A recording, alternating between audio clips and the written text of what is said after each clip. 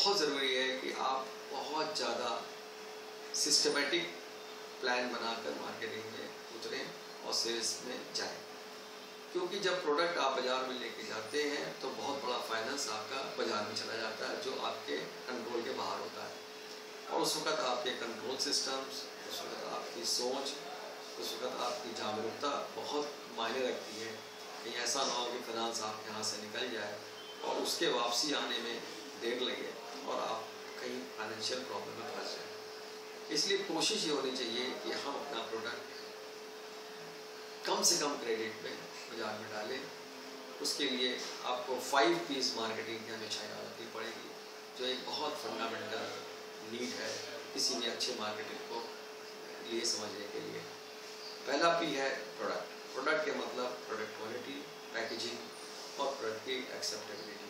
Product ऐसा बनाइए चाहे जिसके लिए आपको रिसर्च करनी पड़े, आपको सर्वे करने पड़े, आपको काफ़ी कुछ बाज़ार में जाके देखना पड़े कि कंपटीटर्स के कैसे प्रोडक्ट्स हैं, ताकि प्रोडक्ट आपका एक गो में एक्सेप्ट हो जाना चाहिए। ऐसा ना हो कि प्रोडक्ट गया बाज़ार में और फेल हो गया, एक्सेप्ट नहीं हुआ, फिर दोबारा रीलॉन्च करना बहुत बड़ी समस्या है।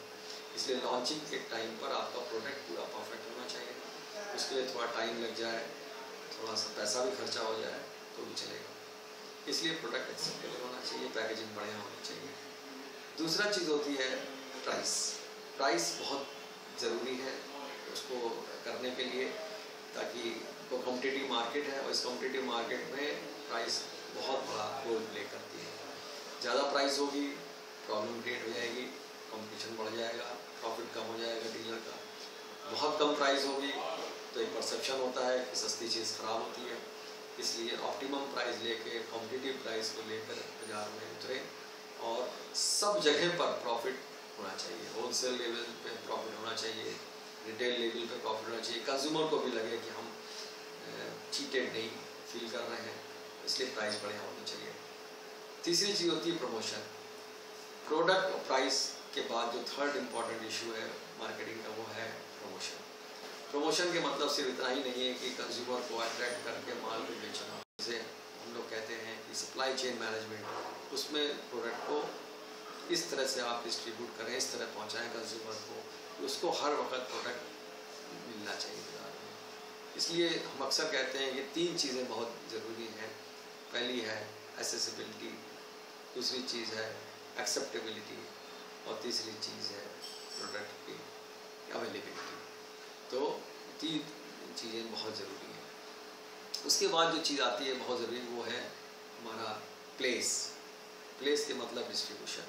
तो डिस्ट्रीब्यूशन नेटवर्किंग है वो बैकबोन है हमारी मार्केटिंग का। और अगर डिस्ट्रीब्यूशन नेटवर्किंग बढ़िया है तो बहुत समय पर टाइमली आपका प्रोडक्ट बाज़ार में कंज्यूमर तक पहुंच जाएगा। और उसके लिए पूरा सप्लाई चेन मैनेजमेंट ज़रूरी है, मैन्युफैक्चरिंग से लेकर और रिटेलर के पास तक और रिटेलर से कंज्यूमर तक। उसी तरह से जब हम बात करते हैं पीस की, तो फिर है पीपल।